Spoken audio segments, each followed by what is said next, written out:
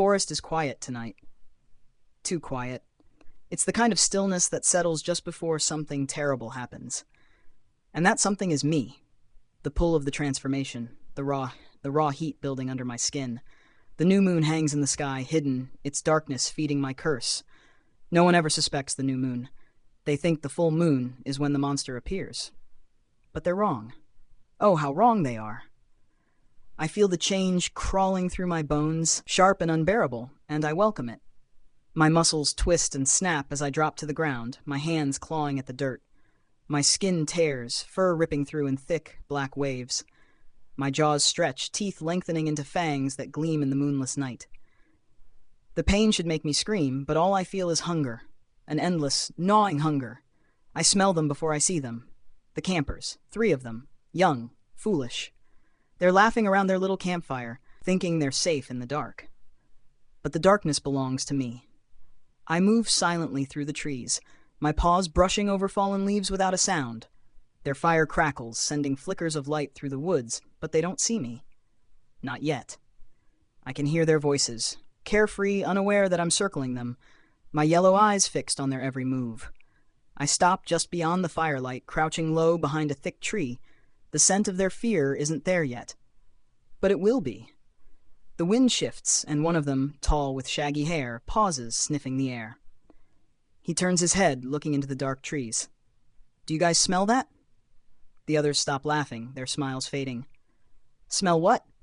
One of them, a girl, asks, her voice wavering slightly. It's probably just an animal, the third one says. He's trying to sound brave, but I can hear the tremor in his voice.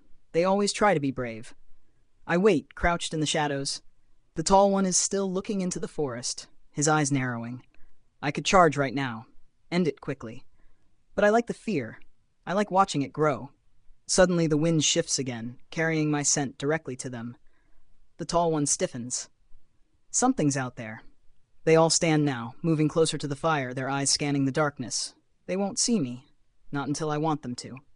A branch snaps behind them, just a small noise, but enough to send them spinning around, gasping. I didn't make the sound. Something else did. But it doesn't matter. Their fear is growing now, filling the air, making my hunger even sharper. I think we should go back to the car, the girl whispers, her voice trembling. Too late. I step into the edge of the firelight, slowly letting them see the full horror of what's coming. Their eyes widen in disbelief, in terror, as they take in my massive form, towering, fur black as night, claws long and sharp enough to tear through bone. Oh my God, the tall one breathes, stumbling back. Run. They bolt, scattering into the trees, their screams breaking the stillness of the forest. I lunge after them, moving faster than they could ever hope to. Their footsteps pound through the woods, desperate, but I know these woods better than they do. I can smell their fear, taste it on the wind. It makes me faster, stronger. The first one, the brave one, tries to climb a tree, scrambling up the bark, but he's too slow. I'm on him before he even gets halfway. My claws sink into his back, dragging him down with a sickening thud. His scream is short, cut off by the sound of my jaws closing around his throat. Hot blood fills my mouth, and for a moment, everything is perfect. The others are still running. I let the body drop, my ears twitching as I listen to their frantic gasps and snapping twigs. The girl is crying now, pleading with the night, with the moonless sky, for something, someone, to save her. But there's no one out here. Only me. I leave the broken body behind and start after them again, my heart pounding with the thrill of the hunt. The tall one is fast, but not fast enough.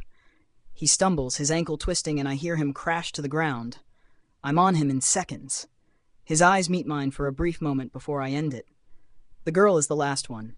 She's still running, still hoping, still thinking there's a chance. I can hear her sobbing, feel her panic as it seeps into the ground with every step. I move through the trees silently, letting her think, for just a moment, that she's escaped. Then I'm there in front of her. She freezes, staring at me, her body trembling. She doesn't scream. She just falls to her knees, the terror too much for her. I walk toward her slowly, savoring the moment. The hunt is almost over. My hunger will soon be satisfied, but not for long. The new moon will come again, and so will I.